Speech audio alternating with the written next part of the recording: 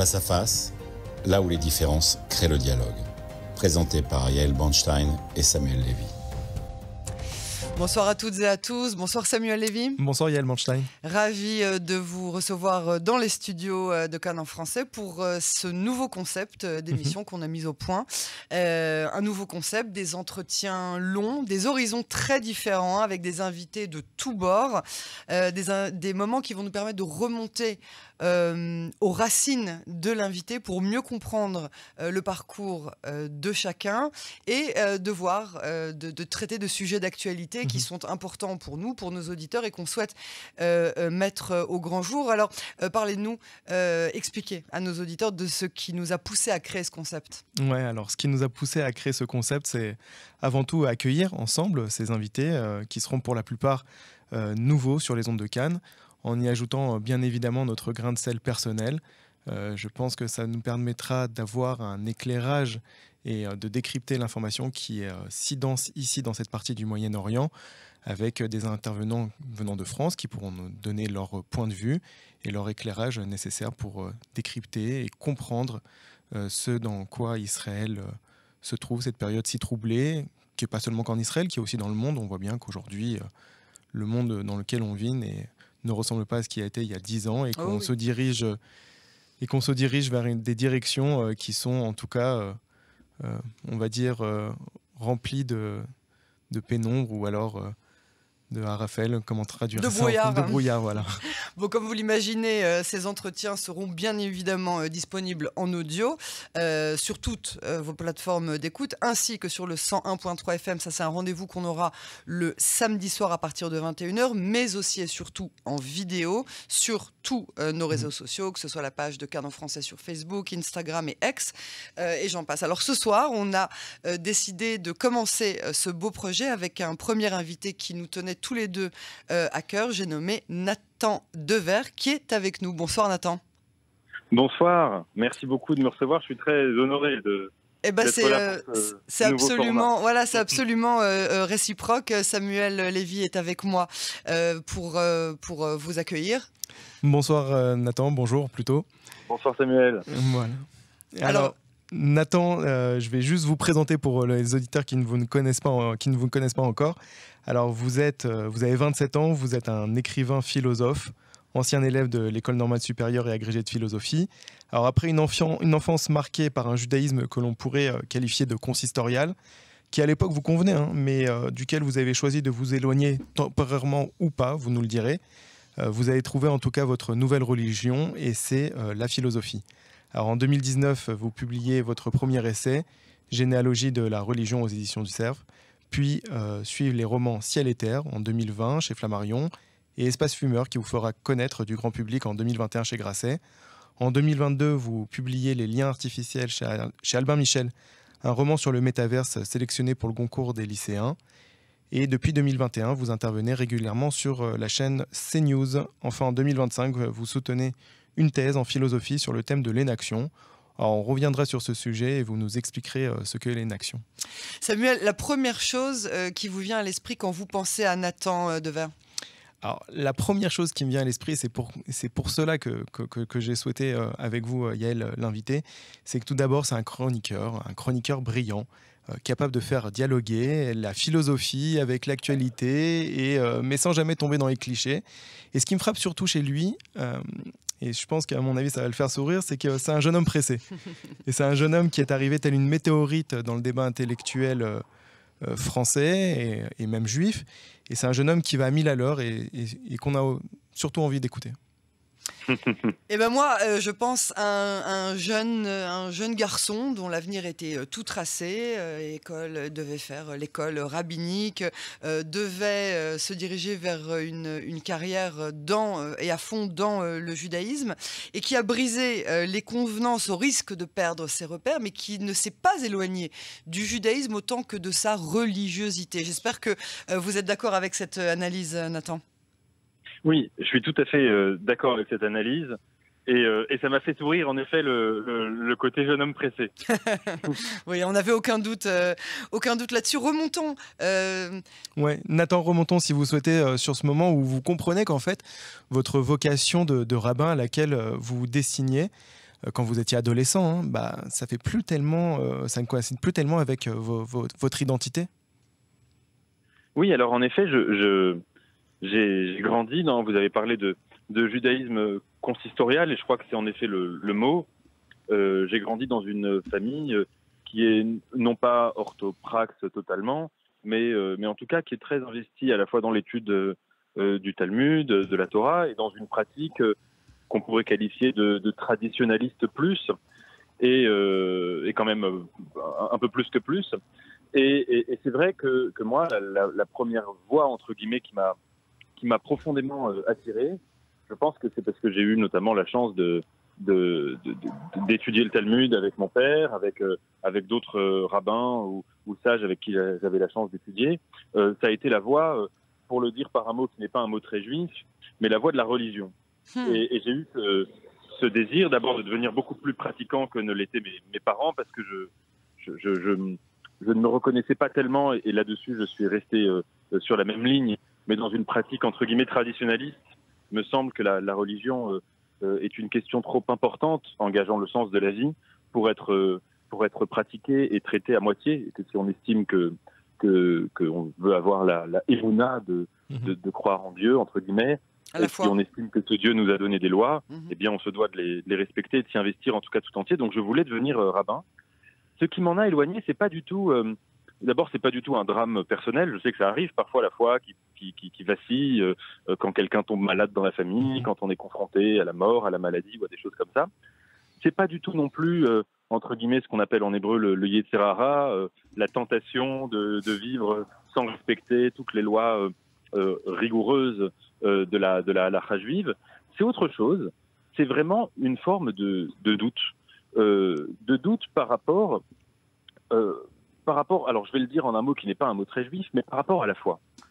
Si je devais expliquer la chose, je dirais la chose suivante, c'est que quand j'étudiais la Torah ou le Talmud avec des professeurs qui étaient des grands professeurs, j'avais toujours un peu le même vertige qui m'investissait, à savoir la sensation qu'il y avait dans cette étude-là, dans cette étude religieuse, à la fois une immense part de liberté intellectuelle, qui est absolument indéniable, et évidemment que l'herméneutique juive et que l'exégèse biblique rabbinique est prodigieuse d'intelligence, et fait quelque chose de formidable dans l'extraction de sens du texte biblique, mais en même temps qu'il y avait quelque chose qui l'orientait, qui était sinon comme un dogme, du moins comme une sorte de lieu de fermeture intellectuelle, à savoir l'idée que, évidemment, le sens de la vie était prédonné, et que ce sens se situait à la fois dans le nom de Dieu et dans le texte biblique. Et j'avais l'impression que la dimension de questionnement était plus forte en moi, en tout cas, que la dimension de réponse. Et c'est vrai d'ailleurs que, en hébreu, pour désigner la pratique religieuse, le fait de venir à la pratique, on emploie le mot de teshuva, qui désigne la réponse. J'étais plus attiré par la she'ela et par le questionnement, donc, entre guillemets, par la philosophie. Mais dans ce que vous dites, en fait, c'est pas contradictoire avec l'étude ou la religion juive, parce que dans l'étude, ce que vous venez de dire, c'est très très juif. C'est-à-dire que la question prévaut la réponse. C'est-à-dire que on n'a pas forcément. Oui, mais le doute. Oui, mais on n'a pas forcément. On a le droit de se poser vraiment quand on étudie le Talmud ou quand on étudie les textes, très souvent on a des questions sur lesquelles le Talmud n'a pas de réponse. Et il reste ce qu'on appelle en téko, c'est-à-dire à égalité, ouais, on n'arrive pas à trancher, on reste justement avec cette question. Alors, j'arrive pas à comprendre en fait cette démarche de vouloir se détourner et de se dire bon en fin de compte j'ai trouvé dans la philosophie quelque chose de plus ouvert, un champ on va dire à 360 degrés qui me permet de remettre tout en question et de penser contre moi-même. C'est un peu votre leitmotiv, ça aussi, par rapport au judaïsme. C'est une question très, très difficile. Alors, je vous répondrai peut-être en vous donnant deux exemples précis. Le premier, c'est que ce vertige-là que j'avais, c'était quelque chose de très concret. Souvent, les cours où j'étudiais commençaient par le fait que le rabbin ou le maître, entre guillemets, posait un questionnement. Je sais pas, et des questionnements parfois extrêmement radicaux. Pas pour donner quelques exemples. À supposer que Dieu n'existe pas, à quoi rime ce que nous sommes en train de faire, à supposer que, comme l'établissent à peu près tous les historiens, la Bible a été écrite par des hommes. Pourquoi continuons de dire qu'elle a été révélée ou dictée par Dieu, etc., etc.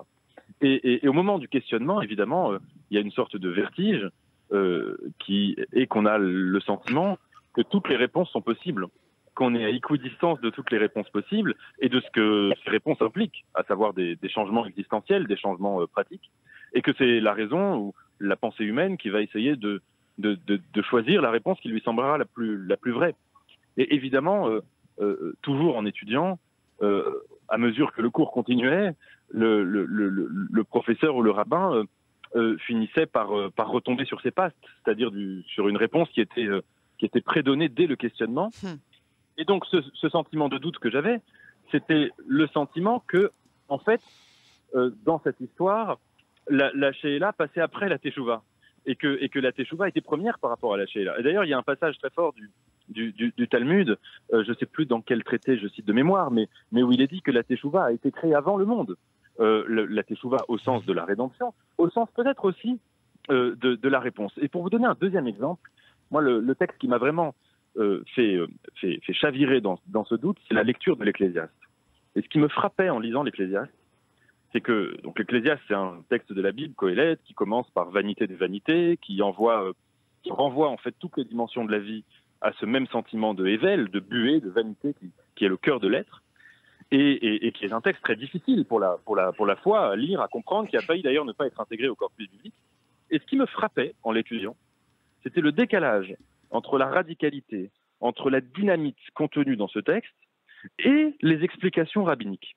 Quand on lit tous les commentaires du Talmud, de Rashi, etc., et d'autres rabbins sur Qoéleth, ils expliquent, l'un, que Qoéleth, en fait, c'est pas du tout un texte qui est dangereux pour la foi, mais c'est un texte qui fait des allusions aux lois du Shabbat, l'autre que c'est un texte sur les villes refuges, l'autre que c'est un texte sur la Teshuvah, etc., etc. Comme si parfois, l'exégèse religieuse, cherchait à cacher ce qu'elle pressent. Et c'est ce doute-là qui m'a pas du tout poussé à m'éloigner du judaïsme ou de l'être juif, et qui m'a pas du tout poussé, par exemple, à m'éloigner de l'étude. Je continue à étudier passionnément la Bible, le Talmud, etc., mais qui m'a éloigné de ce qu'on pourrait appeler, de ce qu'on appelle en philosophie, la vie religieuse. Et la vie religieuse, c'est ce mélange à la fois d'action, de respect de coutumes, de rites, de lois, etc., et de croyances qui vont de pair avec ces actions. Alors, si je pousse un petit peu cette réflexion, la voie que vous avez choisie aujourd'hui, c'est-à-dire de professeur, de philosophie, justement de conférencier, très médiatique, c'est un peu cette voie d'intellectuel. Finalement, vous n'êtes pas devenu un petit peu le rabbin des laïcs? Écoutez, peut-être. Vous n'avez pas, en tout cas, vous avez pas voulu. Non, mais vous n'avez pas complètement mis de côté votre vocation première, c'est-à-dire celle d'être un guide, d'être un référent, de montrer le chemin. Alors, il y a deux questions dans la vôtre. La première, sur le côté rabbin des laïcs, j'essaye. Alors, je suis jeune, vous l'avez rappelé, mais évidemment, je suis conscient du fait que on peut tout à fait faire de la philosophie ou être intellectuel, entre guillemets, et être beaucoup plus dogmatique que n'importe quelle religion, que n'importe quel religieux. Et qu'il existe des religions laïques que sont les idéologies, c'est-à-dire des visions du monde préfabriquées, qu'on va maintenir coûte que coûte, telles quelles que soient les événements, et sans jamais en douter. Et d'ailleurs, j'observe que en France, comme à peu près partout dans les démocraties aujourd'hui, le débat public, c'est devenu ça. C'est devenu des gens qui sont des religieux de leur certitude, même s'ils ne croient pas en Dieu, enfin, c'est pas le sujet. Et j'essaye d'éviter précisément, je me dis que si je me suis éloigné de la religion ou de la religiosité juive, c'est pas pour retomber dans une religiosité quelconque, et j'essaye, donc en étant aussi bien quand je fais de la philosophie que quand j'interviens dans le débat public, de le faire sans venir défendre une idéologie qui est préfabriquée et sans être partisan ou militant de mes idées. Et la deuxième chose, sur la dimension de guide ou de guide intellectuel ou de guide moral, alors ça, pour le coup, je pense que c'est pas du tout la mission quand on fait de la philosophie, et même d'ailleurs, je pense pour le rabbinat, c'est pas tellement une question de guide au sens du charisme de quelqu'un qui viendrait expliquer aux gens ce qu'ils doivent penser, qui viendrait leur donner des leçons de morale ou des leçons d'existence. Je crois que, d'ailleurs, aussi bien les grands rabbins que les philosophes que j'admire sont des gens qui sont quand même animés par une humilité profonde, qui n'est pas une humilité feinte, qui n'est pas une humilité sociale, mais qui est l'humilité de la pensée vive, qu'on préfère toujours aux postures de certitude. Ouais. Alors, entre le Talmud, la philo, les essais, les romans, vous n'avez que 27 ans, Nathan Dever, et pourtant, on dirait que déjà, vous avez vécu tant d'épisodes de vie. Comment vous pouvez nous l'expliquer ? Non, j'ai pas vécu tant d'épisodes de vie, hein, heureusement. Et je suis extrêmement Vous êtes quand même conscient, présent sur beaucoup de fronts. C'est vrai. Alors, je dirais que je suis... Je dirais deux choses. Premièrement, que j'ai une passion, une addiction totale enfin j'en ai d'autres, mais surtout pour le travail. Et que il est vrai, j'ai pas du tout le sentiment. J'ai une chance inouïe, et je me réveille chaque matin en pensant à cette chance. Vraiment, c'est de me dire que j'ai la chance de travailler dans ce que j'aime. C'était une phrase de Stendhal reprise par Merleau-Ponty quand il est arrivé au Collège de France. Quelle chance d'avoir pour métier sa passion. Et c'est vrai que je le mesure chaque jour. En France, il y a, je crois, quasiment un Français sur deux qui n'est pas heureux du travail qu'il fait, ou qui a l'impression que son travail n'est pas le lieu d'un épanouissement existentiel. Moi, j'ai cette chance inouïe d'avoir un travail que je ne sépare pas. D'abord, que je ne sépare pas de mon temps de loisir, que je ne sépare pas du temps que je passe le soir en temps libre ou des vacances, etc. Mais surtout un travail où j'investis toute mon existence et qui reflète toute mon existence. Alors, je crois que quand on a cette chance, on ne peut pas travailler à moitié, on ne peut pas travailler au quart. Et donc, je m'y investis totalement, entièrement. Et en effet, entre guillemets, non pas sur des fronts, mais dans des chemins qui sont parfois légèrement différents. Celui de la recherche philosophique, académique pure, celui du roman, celui de l'essai et celui du débat public. Alors, ça va ensemble, quoi. Ouais. J'allais dire, c'est vraiment un ensemble. Puisqu'on parle de débat public, Israël est aujourd'hui en France défendu par la droite. Les Juifs sont défendus par la droite, mais surtout l'extrême droite française. Les Juifs de France se rapprochent de plus en plus du Rassemblement national. Comment est-ce que vous expliquez cette tendance ? C'est terrible et ça me fait pour le coup une peine folle. Je ne me permettrai pas de juger la communauté juive, ou plutôt je pense que pour comprendre cette situation, il faut le faire sans jugement moral, mais en essayant de comprendre le désarroi qui est celui de la communauté juive française, celui aussi d'Israël et celui des communautés juives à peu près dans le monde entier. Ce qui s'est passé depuis le 7 octobre, mais avant le 7 octobre bien sûr, c'est que malheureusement, une partie importante, éminente de la gauche, et j'entends par là la gauche politique, mais aussi la gauche culturelle, mais aussi la gauche intellectuelle, même la gauche artistique, de la gauche, a lâché les Juifs, les a vraiment laissés à leur solitude, à leur malheur, à leur désolation, et nous l'avons vu en France juste après le 7 octobre, c'était flagrant, alors que le sang était en train de couler en Israël, que des civils étaient brûlés vifs, violés, enfin, etc. Tout le monde s'en souvient. Tout de suite, à ce moment-là, on a vu des hauts responsables d'une partie de la gauche française, je pense notamment à un communiqué de la France Insoumise, nous expliquer qu'il fallait relativiser, que finalement ce qui se passait, ce n'était qu'une riposte, ce n'était qu'une résistance, ça n'avait pas commencé le 7 octobre et finalement il fallait relativiser tout cela. Cette blessure est telle, c'est-à-dire que la gauche, qui est censée être à l'avant-garde de tous les combats humanistes, de tous les combats universalistes, de tous les combats antiracistes, que la gauche, une partie de la gauche, ait décidé vraiment de lâcher les Juifs. Ce qui s'est passé en France il y a quelques jours est quand même sidérant. Il y a eu une marche lors du 1er mai, donc pour le droit des travailleurs, rien à voir avec Israël, une grande marche à Paris de la gauche, où un député a été chassé parce qu'il était sioniste. Ce député étant Jérôme Guedj, c'était évidemment en tant que juif qu'il était chassé. Et on a vu une grande partie de la gauche, Marine Tondelier, c'est pas l'extrême gauche, c'est la gauche écologiste, nous expliquer que finalement c'était Jérôme Guedj qu'il avait bien cherché. Ségolène Royal aussi. Une caméra et qu'il était finalement, il avait cherché son petit coup de com'. Je crois que dans cette solitude, une partie, malheureusement, des Juifs français, et je pense que c'est une grave erreur, mais une partie des Juifs français se dit finalement, allons vers les seuls qui semblent nous défendre. Oublions la généalogie du Front National et allons aujourd'hui embrasser les amis qui sont les nôtres. Mais je pense que c'est une énorme erreur, mais une erreur qui ne peut être condamnée que si on comprend le contexte de grande solitude dans lequel elle a pu survenir. Mais est-ce que vous ne croyez pas au discours du Rassemblement national aujourd'hui, ceux qui affirment être les amis des Juifs, des compatriotes français, être les amis d'Israël à travers le monde, de s'élever contre le Hamas? Marine Le Pen qui fait un discours le 8 octobre au matin en soutenant et l'État d'Israël et les Juifs de France et d'Europe. Quelque chose qui, comme vous l'avez dit, des Juifs qui ont été abandonnés de l'autre côté. Mais ce discours-là ne passe pas pour vous? C'est pas qu'il passe pas, c'est que j'y crois pas du tout. Alors pourquoi? J'y crois pas du tout pour plusieurs raisons. D'abord, parce que le Front National, inutile de rappeler sa généalogie, tout le monde la sait, parti fondé en partie par des SS, parti construit sur la nostalgie de Vichy et de l'Algérie française, parti qui a fait plein de saillies antisémites sous Jean-Marie Le Pen, prétend avoir changé. Regardons le changement. Moi, je veux bien que les gens changent. Mais regardons ce qu'il en est.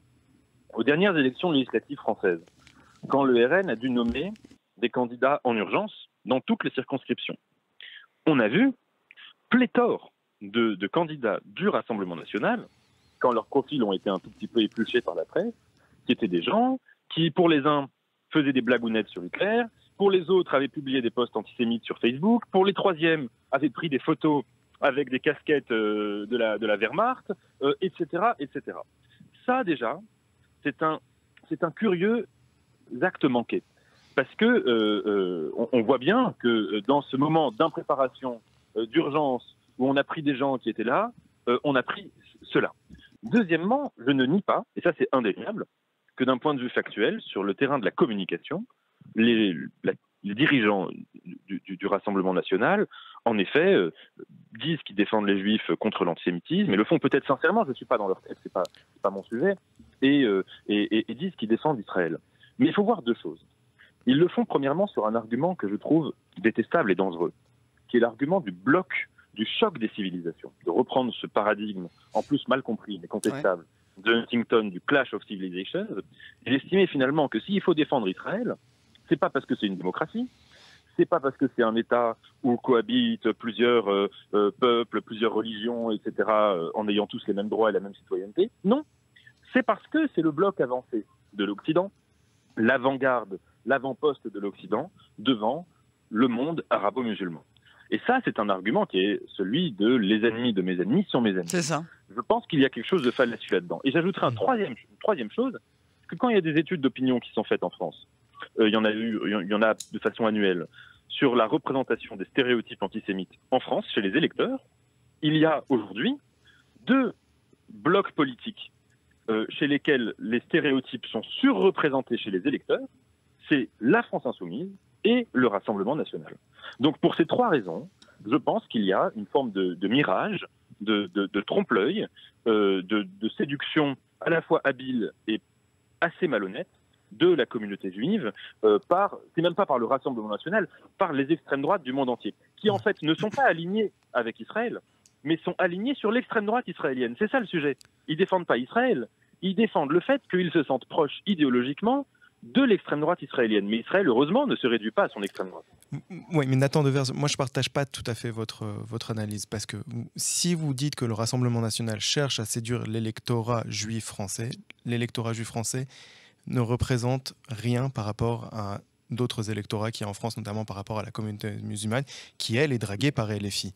Et si vous me parlez aussi des brebis galeuses qu'il y a pu avoir au Rassemblement national lors des dernières élections, allez voir ce qui se passe chez les députés de gauche, chez les députés d'LFI, chez les députés écologistes, ainsi de suite, qui sont constamment à parler d'Israël sur leurs réseaux sociaux ou à l'Assemblée nationale en train de critiquer Israël et d'affirmer qu'Israël mène un génocide à Gaza alors que c'est complètement mensonger.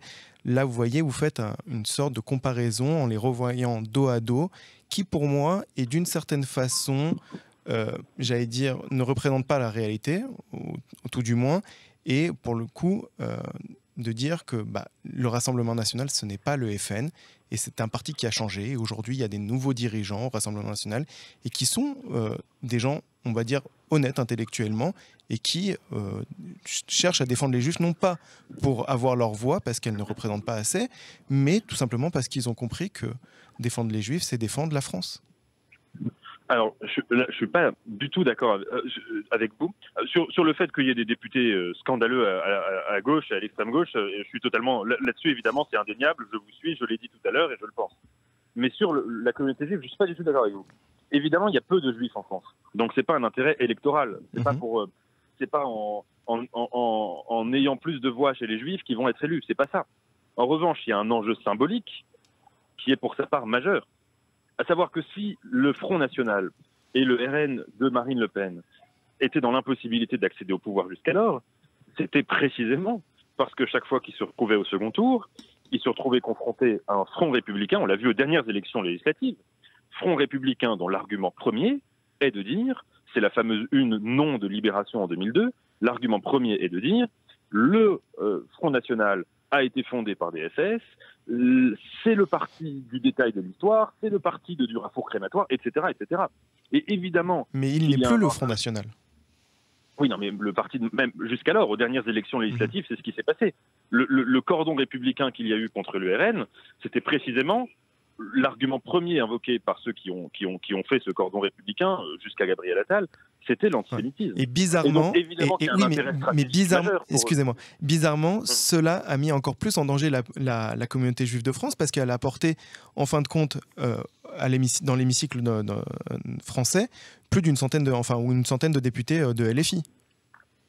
Ah oui, non, mais je ne dis pas le contraire. Je ne suis pas favorable du tout à l'élection de ces députés LFI. Mais ce que je dis, et ça me semble évident, c'est que Marine Le Pen, et d'ailleurs elle a fait une opération très claire, enfin ça a été pensé, ça a été théorisé, de séduction de la communauté juive, parce que cet intérêt symbolique est majeur. Et parce que, en effet, ils savent très bien qu'une des clés du pouvoir pour eux, c'est que si aux prochaines élections présidentielles ils se retrouvent en second tour, qu'on puisse plus leur dire qu'ils sont antisémites. La visite de Jordan Bardella en Israël, à cet égard, sera évidemment une carte qu'il ressortira s'il se retrouve au second tour dans quelques années face à un candidat qui appellera au Front républicain contre lui. Donc je pense qu'il y a quand même un intérêt stratégique pour eux qui me semble vraiment indéniable. La communauté juive de France, comme vous l'avez dit, est aujourd'hui en pleine tourmente. Beaucoup de gens pensent à faire leur alia, justement par attachement religieux à la terre d'Israël et au fait de pouvoir pratiquer d'une façon plus aisée la religion, la pratique religieuse juive qui est devenue de plus en plus difficile en France. Ou alors tout simplement pour par sionisme. Oui, par sionisme. Ou alors tout simplement aussi. Pas un gros mot. Ou alors tout simplement aussi pour quitter des quartiers où c'est devenu carrément invivable pour eux. Est-ce que vous, Nathan Devers, vous avez déjà réfléchi au fait de faire votre alia? Donc immigrer vers Israël, pour ceux de nos auditeurs qui comprennent pas toujours l'hébreu. Oui. C'est presque un mot en français maintenant. Je sais bien, mais on a beaucoup de chance d'avoir des auditeurs qui nous écoutent du Paraguay, je les salue, du Maroc, des amis musulmans que je salue aussi, voilà. Donc je fais toujours attention à traduire pour pouvoir, voilà. On a beaucoup de Belges aussi, voilà. Donc est-ce que c'est déjà quelque chose que vous avez envisagé d'émigrer vers Israël, de faire votre alia? Moi, écoutez, j'aime passionnément. J'emploie le mot au sens fort du terme. J'aime passionnément Israël. Pays que j'aime à la fois dans sa réalité géographique, historique en tant que terre, mais pays dont j'aime aussi passionnément l'idée. L'idée, c'est-à-dire d'abord la culture dont je suis imprégné. Enfin, même si je suis français, mes premières vraies émotions poétiques étaient en langue hébraïque, n'étaient pas plus qu'en langue française, pays où je vais extrêmement souvent, etc. Donc j'ai un attachement qui est vraiment très fort à Israël. Depuis le 7 octobre, je sais pas, j'ai dû y aller quasiment une quinzaine de fois, et ce jour-là, j'étais au Liban. Le hasard des choses a fait que j'étais au Liban, et quand j'ai appris dans la matinée ce que Israël vivait, j'ai en effet ressenti quelque chose de charnel, de viscéral, qui a fait que j'ai eu avec mon épouse, dans la famille et par ailleurs israélienne, comme premier réflexe de nous dire il faut qu'on trouve le premier avion, qu'on vienne, qu'on fasse quelque chose, qu'on documente, voilà. Donc cette solidarité, je l'ai. En revanche, j'aime passionnément aussi la France, pour des raisons assez semblables. C'est un pays dont j'aime l'idée, dont j'aime l'imaginaire, etc. Mais je pense surtout que le judaïsme de l'exil est un judaïsme qui a aussi sa propre consistance. Et qu'une des formes de miracle du judaïsme, c'est précisément, et là je parle au sens historique du peuple juif, c'est qu'il a su se nourrir, se gorger, s'imbiber du génie de toutes les autres nations. Et je pense qu'on peut être... Je parle pas au sens religieux et je parle pas par rapport à l'antisémitisme, mais spirituellement, qu'on peut être pleinement juif en étant en dehors d'Israël, même si on a un lien très fort avec Israël. Et il y a un rôle aux Juifs de la diaspora. Et qu'il y a un rôle politique, bon, etc., mais un rôle presque métaphysique. C'est ça, c'est ça, à l'existence même, c'est ça, à l'existence même d'un juif. Est-ce que, selon vous, et vous nous avez parlé il y a quelques instants de ce sentiment charnel, viscéral, mais aussi de votre engagement, est-ce qu'un juif, selon vous, doit être un soutien inconditionnel d'Israël avant et depuis le 7 octobre ? C'est une très belle question. Écoutez, moi d'abord, le 7 octobre, j'ai vraiment eu, et je pense comme tous les juifs du monde entier, comme des juifs qui n'étaient pas religieux, comme des juifs qui n'avaient jamais mis les pieds en Israël, comme des juifs même parfois qui n'aimaient pas Israël ou qui ne voulaient pas entendre parler d'Israël. Ou comme des humains. J'ai senti quelque chose de vaciller en moi, d'extrêmement profond, et qui a exprimé quelque chose de l'ordre d'une solidarité inconditionnelle, qui fait qu'à titre personnel, je n'ai cessé d'y retourner, d'exprimer ma solidarité, de le faire en France, etc. Sur le mot inconditionnel, inconditionnel, en effet, l'amour l'est toujours. Il faut avoir ensuite, évidemment, l'humilité, quand on n'est pas israélien, ce qui est mon cas, de ne pas venir plaquer ses certitudes sur la réalité israélienne. Et moi, je me garderais bien de venir donner des leçons de morale, même si je peux avoir des désaccords avec tel ou tel politique israélien ou tel intellectuel, mais venir plaquer mes certitudes, plaquer mes évidences en expliquant à la société israélienne ce qu'elle doit penser, etc. Pas du tout. En revanche, je pense que l'amour est toujours plus fort quand il se double d'une forme de critique. Je dis ça à l'échelle individuelle. Je pense que le signe de l'amour ou de l'amitié, mais dans un couple, c'est pas quand on entend des compliments toute la journée sur ce qu'on est, mais c'est quand on a quelqu'un dont on sait qu'elle ou qu'il nous aime et qu'il peut nous dire là, ce que tu fais n'est pas bien. Et je te le dis pour ton bien, et je te le dis. En tout cas, j'ai de la critique envers toi, mais c'est une critique d'amour. Et évidemment, ça vaut à l'échelle politique. Et je crois que quand on aime quelque chose, ça peut être la France, ça peut être Israël, ça peut être un parti politique, ça peut être, quel que soit l'objet de cet amour, c'est un amour qui se renforce du fait qu'il a en lui une forme d'inquiétude pour l'objet aimé, et que donc il peut parfois exprimer ses critiques.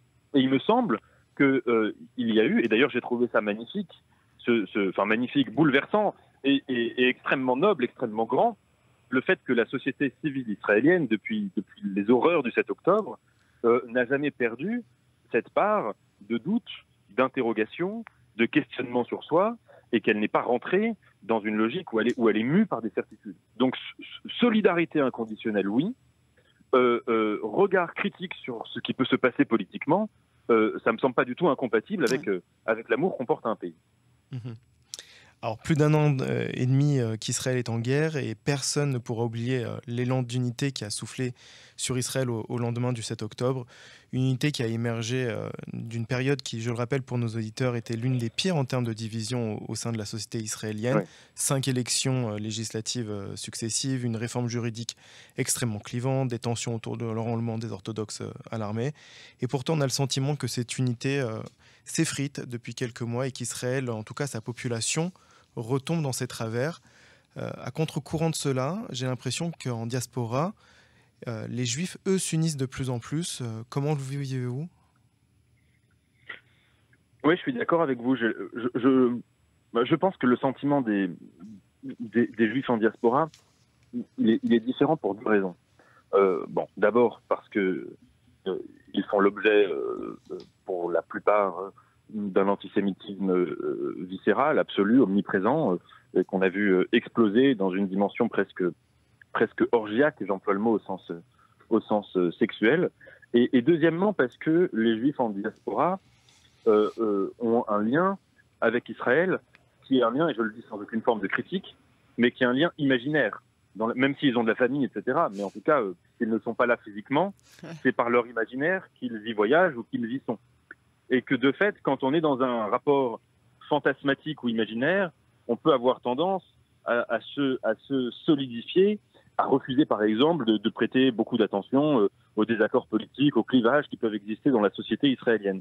Et c'est vrai, pour ma part, à ma toute petite échelle, mais après le 7 octobre, je me souviens très bien que quand on est arrivé en Israël, ça devait être 10 ou 15 jours après le 7 octobre, nous avions, pendant 10 jours, on était avec mon épouse suspendus au sentiment qu'Israël était en train de s'éteindre ou d'être en grave péril, etc. Et finalement, c'est en arrivant en Israël, quand on a vu tout de suite la force incroyable, cette unité que vous venez de mentionner de la société, qui était bouleversante, que ça nous a renforcés, alors qu'on s'attendait précisément à éprouver l'inverse en y allant. Donc c'est ça ce que je dirais, c'est que je crois que la communauté juive en France et probablement ailleurs vit ces heures de très grande solitude au milieu de sociétés où l'antisémitisme est parfois éclatant.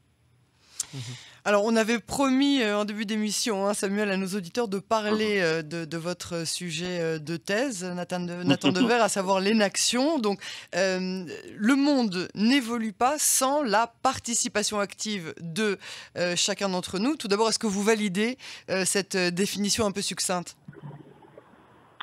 Le monde n'évolue pas sans la participation active de chacun d'entre nous. Oui, je valide. Ah bah oui. Très bien. Alors d'abord, je suis contente parce qu'on a réfléchir, mais oui. on a bossé dessus en préparant cette émission, bien évidemment. Est-ce que vous voulez quand même un petit peu élaborer pour expliquer à nos auditeurs en quoi l'inaction a fait le sujet de votre thèse et comment est-ce qu'on peut l'appliquer dans notre réalité de l'actualité et de notre vie de tous les jours finalement? Alors, c'est une question très difficile. Et merci de me donner l'occasion d'en parler un peu. La notion d'inaction, c'est un mot un peu barbare en anglais, mais pour dire quelque chose de très simple. En philosophie de l'esprit, on a longtemps pensé que l'esprit, que l'âme, que la vie mentale étaient complètement séparés du corps.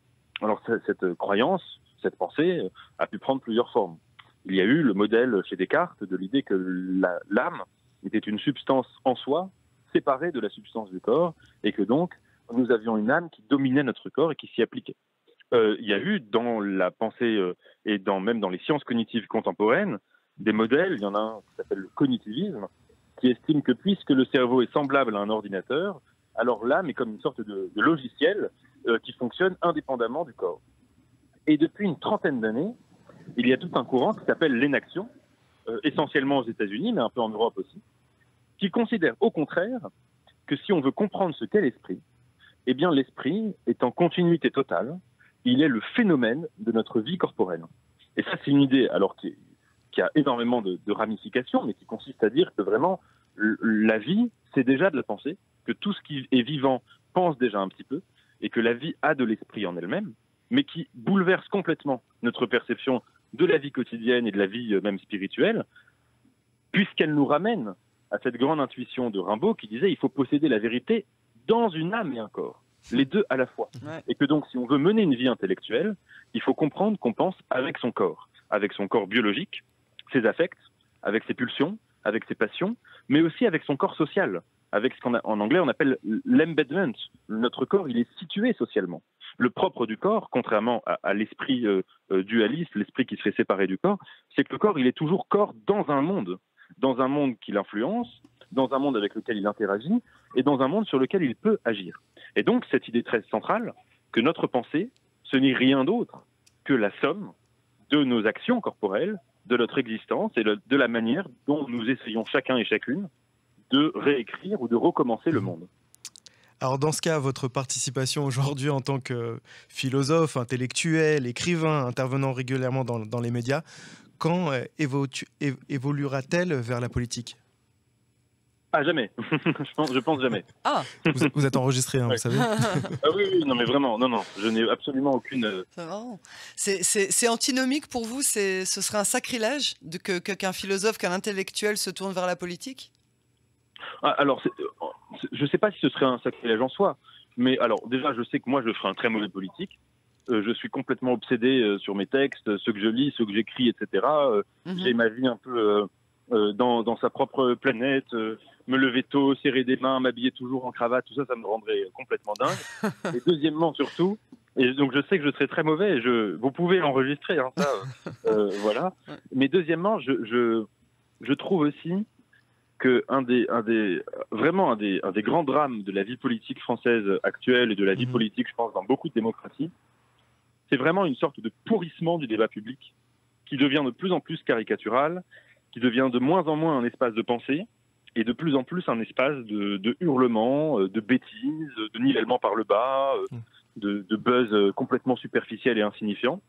Et je pense qu'en soi, essayer de rester un intellectuel, entre guillemets, et de faire ce travail-là, ça a en soi une valeur politique. C'est déjà presque une forme d'engagement politique. Oui, c'est un engagement, c'est certain. Ouais. Bien sûr, oui. Et la plupart des universitaires en France refusent catégoriquement d'aller dans les médias parce qu'ils se disent, perdu pour perdu, le débat public est devenu tellement con qu'on ne va pas non plus perdre notre temps à aller discuter de ce genre de choses.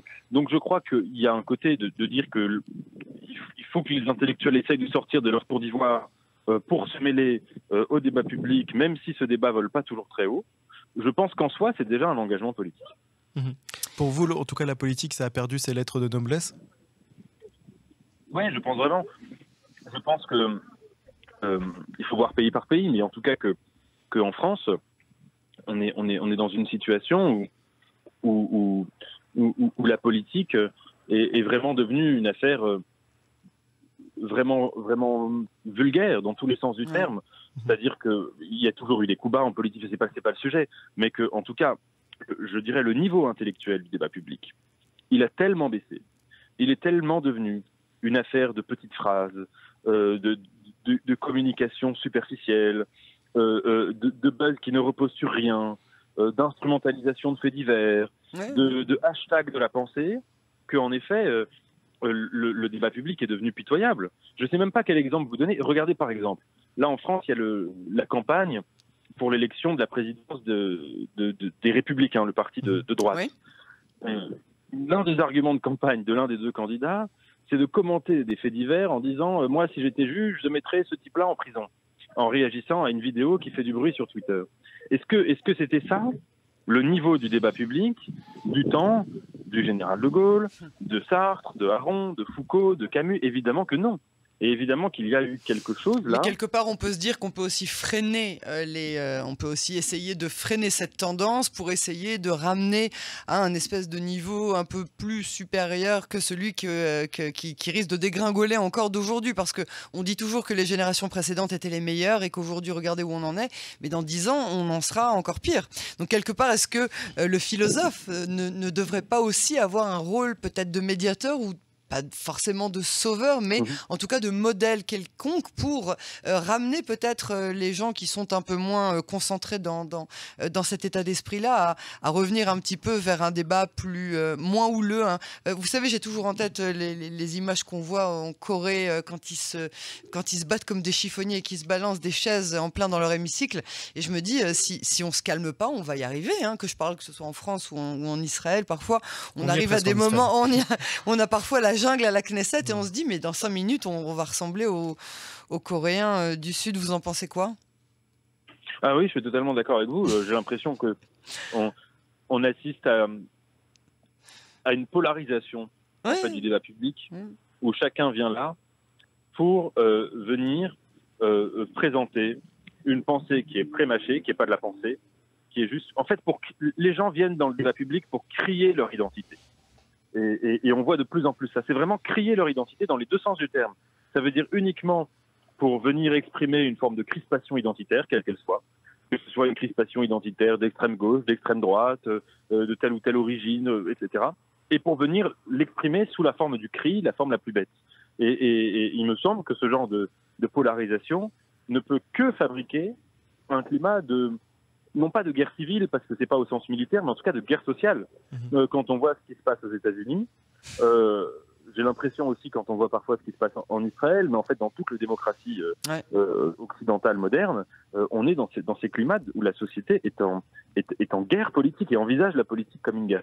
Et à cet égard, je pense que aujourd'hui, la mission de salut public, c'est pas tant de s'engager en politique pour se faire élire quelque part, mais c'est d'essayer, chacun à son échelle, de travailler à la restauration d'un débat public. Tous les penseurs de la démocratie moderne insistent bien là-dessus. Il n'y a pas de démocratie s'il n'y a pas d'abord un espace public où le débat est possible et où le débat est de qualité. Et c'est à mon avis ça qu'il faut venir essayer de sauver. C'est absolument ça dont je parle aussi, que je pense aussi qu'il faut vraiment revenir à un débat d'une meilleure qualité. Nathan Dever, pour conclure, mettez-vous dans, si vous fermez les yeux quelques secondes et le génie sort de sa lampe avec un vœu qui peut vous exaucer. Qu'est-ce que vous souhaiteriez ? Alors, je ferme les yeux, je réfléchis. Vous vous êtes mis en situation. Vous avez nettoyé la lampe. Le génie sort. Non, et il vous exauce un vœu. Je dirais une chose, et je le dirais, parce que je suis en train d'écrire un peu un début de livre sur la question, mais j'espère profondément que Israël va sortir de cette guerre et en sortir bien, mais va aussi guérir de ces mots internes que vous avez évoqués tout à l'heure. Mots MAUX. Mots MAUX, de ces mots de la division, de ces mots d'une forme d'opposition qui est parfois stérile, qui oppose des concepts comme judaïsme et démocratie, comme judaïsme et modernité, comme judaïsme et ouverture sur le monde, qui à mon avis ne sont pas du tout opposés, et qui en effet, quand des grands drames surviennent, comme le 7 octobre, toutes ces oppositions se révèlent complètement superficielles au regard d'une unité beaucoup plus essentielle. Donc ce serait mon vœu.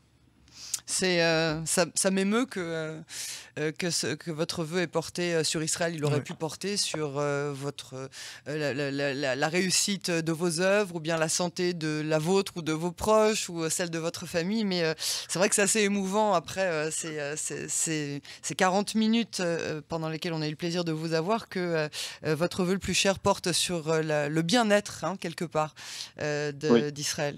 Mais c'est pas de la flatterie, hein. Ah bah non, c'est très bien. Première chose, c'était d'autant plus spontané que c'était bien évidemment honnête. On est très heureux de vous avoir eu, Nathan Dever. Merci beaucoup d'avoir participé à cette émission et d'avoir été notre premier invité. Moi, Yael Bornstein qui était au micro, je vous remercie infiniment. Merci à vous, Nathan, d'avoir participé à notre première émission. Merci et longue vie à cette émission. Merci, j'espère qu'aussi on aura le plaisir de vous revoir très bientôt. À très bientôt. Avec plaisir. Portez-vous bien. Au revoir. Shalom. Ce qui m'a surpris, moi, chez Nathan, c'est vraiment cette spontanéité, cette gentillesse et cette bonne volonté de participer à une émission sur une chaîne pour laquelle il a participé, mais il participe à 1000 émissions et pourtant il a voulu prendre le temps. C'est quelque chose qu'on a réfléchi assez récemment et pourtant il a bloqué ce moment. Donc c'était une bonne surprise. Qu'est-ce qui vous a surpris, vous, Samuel ? Au sujet de Nathan Dever, c'est au-delà de son jeune âge et de son parcours qui est fulgurant, c'est surtout sa capacité, comme on vient de l'entendre, à articuler des idées qui sont complexes avec une clarté qui est, on va dire, saisissante.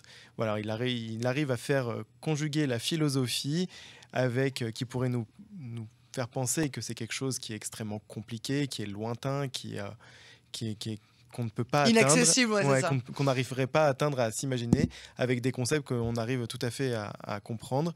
Et je pense que ça, c'est une de ses grandes qualités, et c'est surtout une des qualités que l'on recherche pour les étudiants et ceux qui cherchent à enseigner le Talmud. Donc attention, Nathan Dever, la teshuva, le retour à la religion, n'est jamais très loin. Je ne sais pas si c'est le but, justement, mais c'est assez émouvant de voir évidemment son attachement à Israël. À aucun moment il ne s'est détaché ni de son identité juive, ni de son judaïsme de manière beaucoup plus globale, mais comme il l'a dit en début d'émission, et comme c'est le cas de certaines personnes, de son niveau de religiosité, parce que justement ce qu'il souhaitait, c'est pouvoir vivre pleinement un doute qu'il ne voyait pas envisageable dans la scène talmudique ou bien dans la scène des études rabbiniques, mais c'est assez émouvant quand même de voir à quel point, voilà, quand on lui a posé la question il y a quelques instants sur son vœu le plus cher, eh bien, ce qu'il a souhaité, c'était le bien-être d'Israël et la réconciliation interne. C'est quelque chose d'assez fou. Oui, c'est quelque chose déjà d'admirable, et puis surtout, on a bien vu que chez Nathan Dever, il y a quelque chose en même temps de fragile et de déterminé à la fois, mais c'est surtout, on voit bien son attachement puissant envers le judaïsme, envers le peuple juif, envers Israël, même quand parfois il s'est éloigné un petit peu de ses racines. En tout cas, voilà, c'était extrêmement plaisant de l'interviewer, de débattre avec lui. Et on voulait un invité... Même si parfois on n'est pas tout à fait... oui, on est tout à fait d'accord de ne pas être d'accord. C'est le principe de cette émission. Hein. Je crois que ça fait partie des axiomes de base, surtout de Cannes, qui donne le micro à absolument tout le monde. On a commencé donc avec lui parce qu'on était persuadé que ce serait de partir du pied droit pour pouvoir avancer vers le reste de nos invités. On n'aura pas toujours des invités qui seront aussi consensuels. Il y en aura qui seront d'un côté politique, il y en aura qui seront de telle scène au niveau culturel, et puis il y aura souvent des questions qui seront un petit peu plus houleuses de votre côté comme du mien.